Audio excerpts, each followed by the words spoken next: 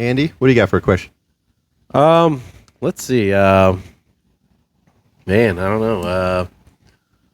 NASA champions.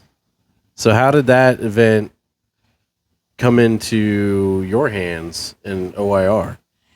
You know, one of the things that happened kind of a bit simultaneously was it was kind of a one door closes, one door opens situation. So we were lucky in a way that we had just a really phenomenal 4-mile track open up right here in Missouri, and at the same time that Heartland was closing, right? So prior to it opening and us not knowing that it was, we knew it was coming, but we weren't sure of the timeline and stuff. But we knew that HMP was quickly coming to the final days of that track. So we had a moment where we were like, oh, here we are. We've got a ship with no water, basically.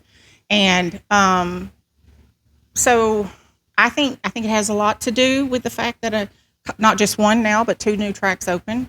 And I think that being able to play off of each other as far as what the ownership down there and NASA, MidAmerica, we have a great relationship. So I think that just plays into a lot of what happened. But I had a great relationship out at, HMP as well. Yeah. So it was kind of one of those things where one door opened, one door closed, and we're making the best of it. Yep. So nationals at, OIR couldn't have happened in a couple of weeks, right? How long beforehand did you know?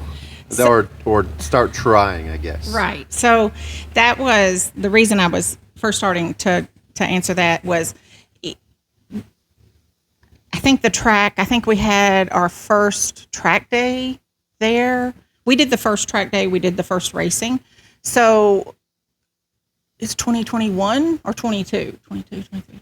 I think it was 20. Y'all help me with the date. Was it 21 or 22? So I started that first year. Yeah. I said, guys, I got a great track down here, and calling up to NASA. And what do you think? What do you think? What do you think? And they were like, it was a lot. So they, I think it was 22. 22. Was it 22? Yeah. 22 is what I counted on my 4 years. Yeah. It's going into the 4th year. Yeah. So I started almost immediately in 2022, and I said, you got to come see it. You got to come to one of my events. There's a lot of things that has to happen to carry a championships. They're very large events, and so many tracks are self-eliminated, right? Because they wouldn't be able to have RVs and cars and paddocks and garages and space for all the sponsors. And so this track had all of that. Just enough space for people in general. Right. And the spectators and, everybody wants to come enjoy, grassroots racing with us. So, so I started immediately, and they said, let's give that track a minute. Let's let that track open. And so next year I did the same.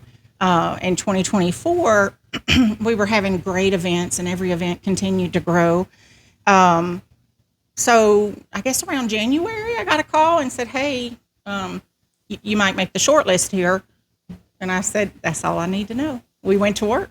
January of 24? Yes. Okay. Yeah. So very brief. As a short list, we hadn't made it, but made sure. Yeah. That's not when you knew, but that's at least when you had an idea. Yes. Okay. And then, but you started years before that. I started from the day it opened. I know that OIR is something special. I know.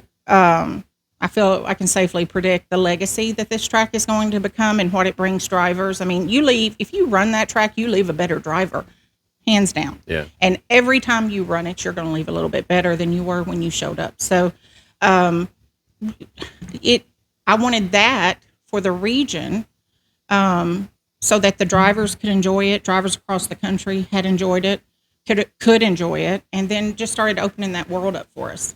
Nice. Yeah, I mean, Ozarks is definitely a place where you really need to have a good combination of driver and car. Correct.